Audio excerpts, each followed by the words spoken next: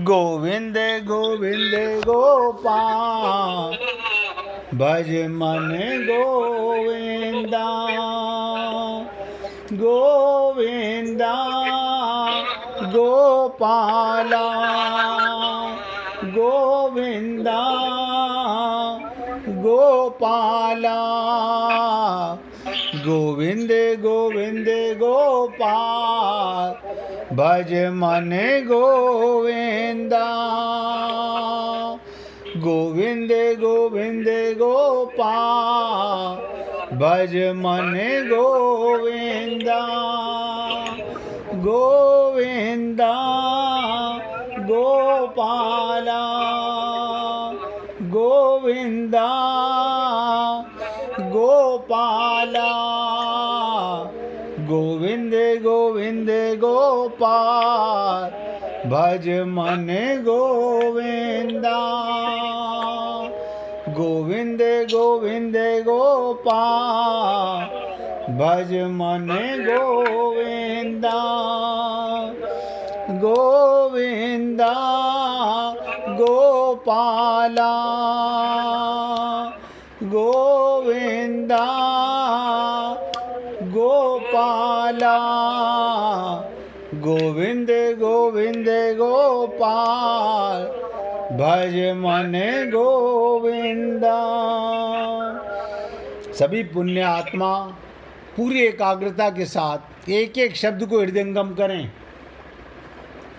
मनुष्यों को चाहिए, आप और हम लोगों को जो कुछ सामग्री हमें मिली है उससे वे त्रिलोकी की सेवा करें, अर्थात उस सामग्री भगवान देवता ऋषि पितृ मनुष्यों आदि की सब प्राणियों की सेवा में लगा दें। तेरा तुझको अर्पण, सारी सृष्टि भगवान की। अब यहां पर एक शंका ध्यान दीजिएगा। एक शंका होती है, वो शंका क्या होती है? जो कुछ सामग्री प्राप्त हुई है वो सब की सब दूसरों की सेवा में लगा देने पर कर्म योगी का जीवन निर्वाह कैसे हो सकता है? हम सोचें अगर मैं सब कुछ दे दूंगा तो मेरा निर्वाह कैसे होगा?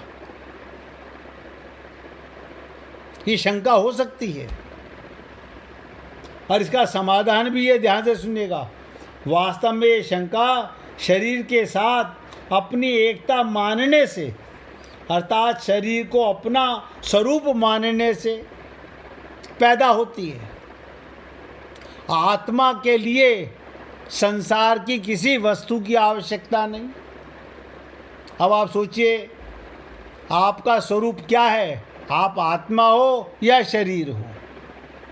अक्सर लोगों के मन में हमें अपने लिए भी तो कुछ रखना है। अपने लिए का मतलब क्या?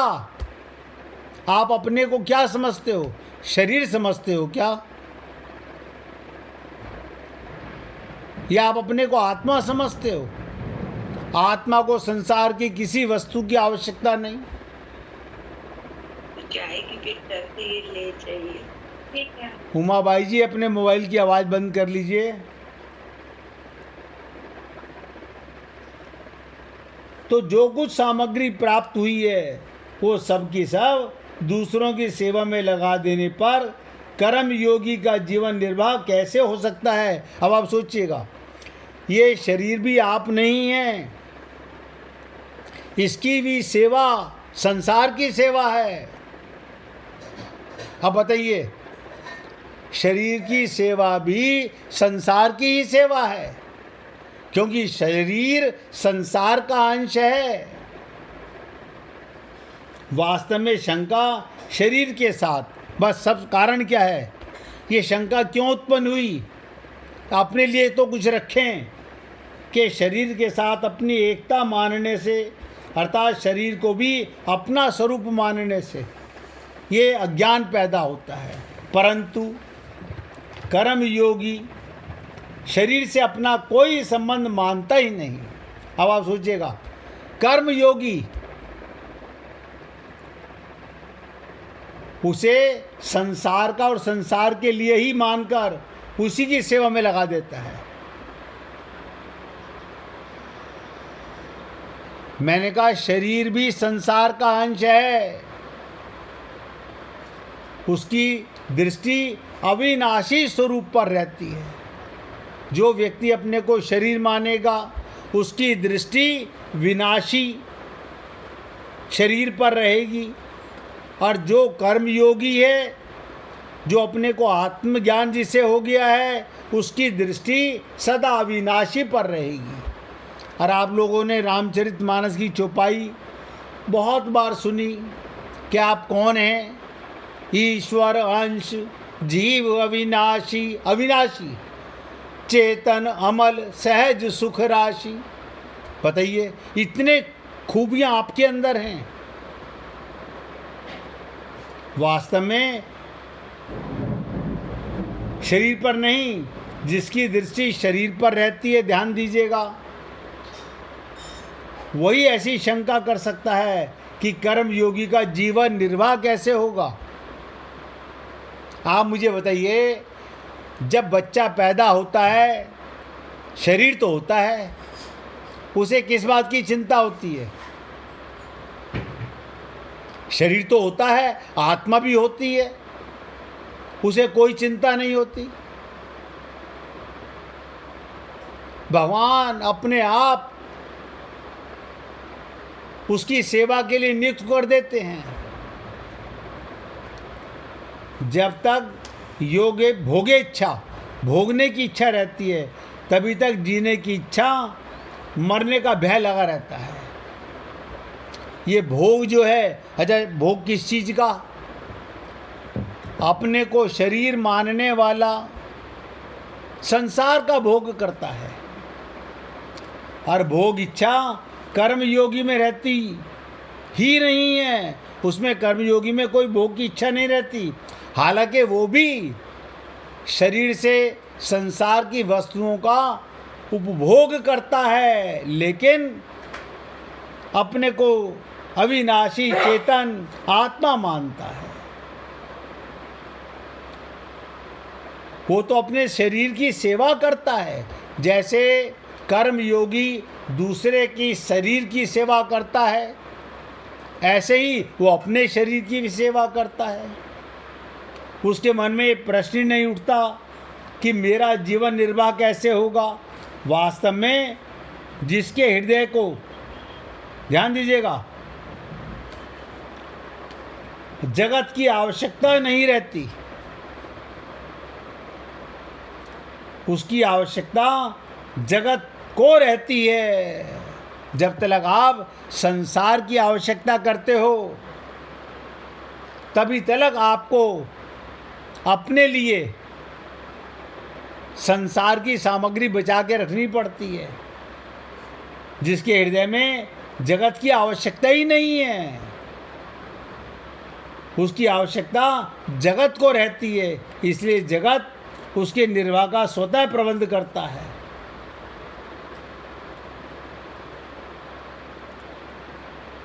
और राम सुखदास जी क्या कहते हैं? जिनका जीवन, ध्यान दीजिएगा, जिनका जीवन परोपकार के लिए ही समर्पित है। अब ये संत महात्मा, ये तो भगवत प्राप्ति कर चुके, लेकिन ये परोपकार करते हैं। आप हम लोग सोचते होंगे इनको क्या मिलता है?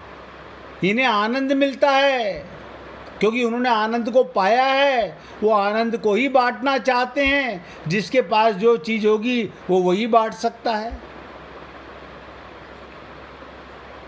तो जिनका जीवन परोपकार के लिए समर्पित है, ऐसे पशु पक्षी कीट पतंग वृक्ष लता आदि भी साधारण प्राणियों के भी जीवन निर्वाह का प्रबंध है।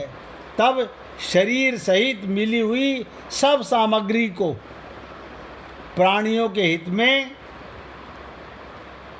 व्यय करने का मनुष्य के जीवन निर्वाह प्रबंध ना हो, ये कैसे हो सकता है? आप सोचिएगा। ये तो आप हम लोगों के मन में खोपड़ी में घुस गया। अपने को शरीर मानने से हमें हर चीज़ की जरूरत महसूस होने लगी। इसलिए कहते हैं सबका पालन करने वाले भगवान की, सबका पालन, आप और हम लोगों को समझ में नहीं आता इन बातों का। हमें लगता है मैं अपने परिवार का पालन करता हूँ। आप कैसे करते हो?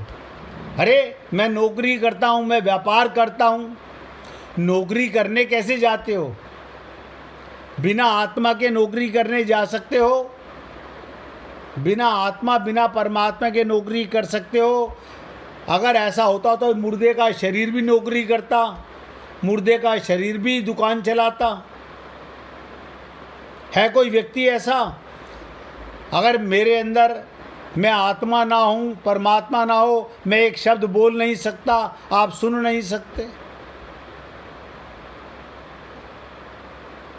सबका पालन करने वाले भगवान की असीम कृपा जीवन निर्वाह की सामग्री समस्त प्राणियों को, ध्यान दीजिएगा, समस्त प्राणियों को समान रूप से मिली हुई है। इसका आप उदाहरण भी समझ लीजिएगा, प्रत्यक्ष उदाहरण सबके सामने। माता के शरीर में जहाँ रक्त ही रक्त रहता है, वहाँ भी बच्चे के जीवन निर्वाह के लिए मीठा और पौष्टिक दूध स्वतः पैदा हो जाता है।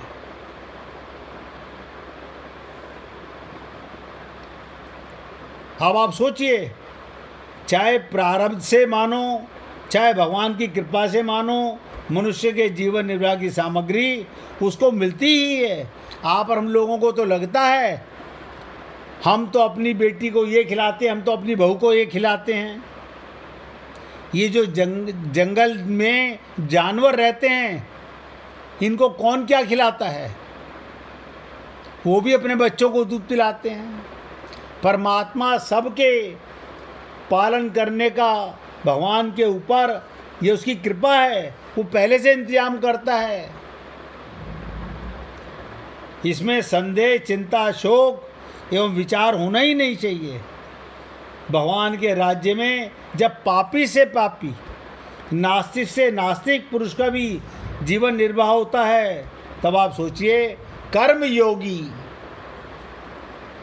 का जीवन निर्वाह क्यों नहीं होगा? सोचिएगा इन बातों को। कर्म योगी का जीवन निर्वाह क्यों नहीं होगा? क्या बाधा आएगी? अतः वो ये प्रश्न ही उठना, मन के अंदर शंका होना। लोग कहते हैं अपने लिए थोड़ा सा जरूर रख लो। किस लिए रख लो? अगर आपको अपना पता चल गया कि मैं आत्मा हूँ, मैं आत्मा हूँ, तो जब तक इस शरीर में रहूँगा मेरी व्यवस्था परमात्मा अपने आप कर रहा है। अन्यथा व्यक्ति कर्म योग नहीं कर सकेगा।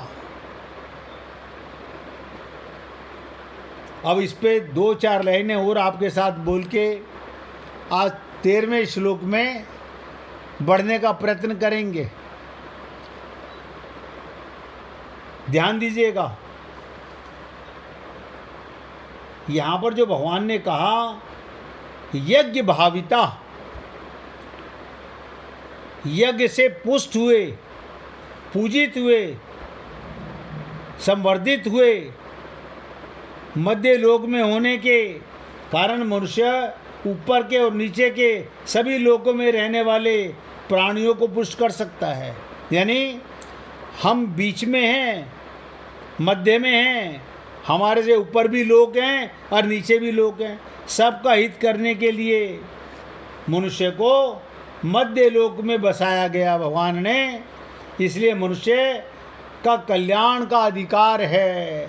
हम लोग कर्म योग के द्वारा अपना भी कल्याण कर सकते हैं और दूसरे की सेवा कर सकते हैं।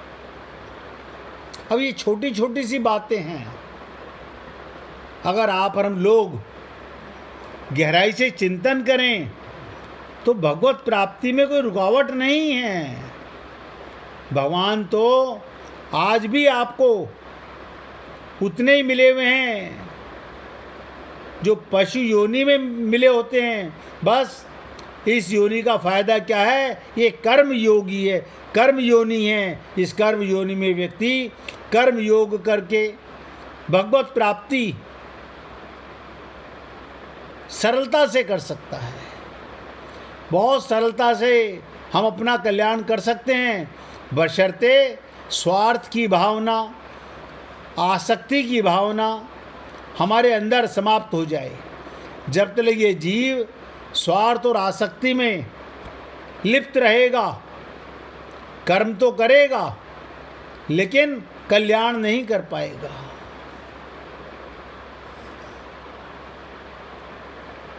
इसलिए हे पुण्य आत्माओं, निवेदन कर रहा हूँ, छोटी छोटी सी बातें हैं, अगर आप और हम लोग थोड़ा सा विश्वास करके संत महात्माओं से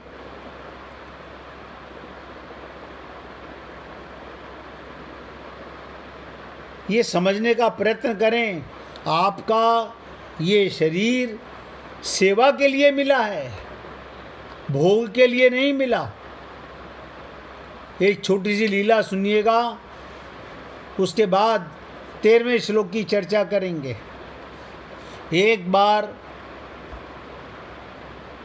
पार्वती जी ने भगवान शंकर से आश्चर्यपूर्वक पूछा, भगवान आप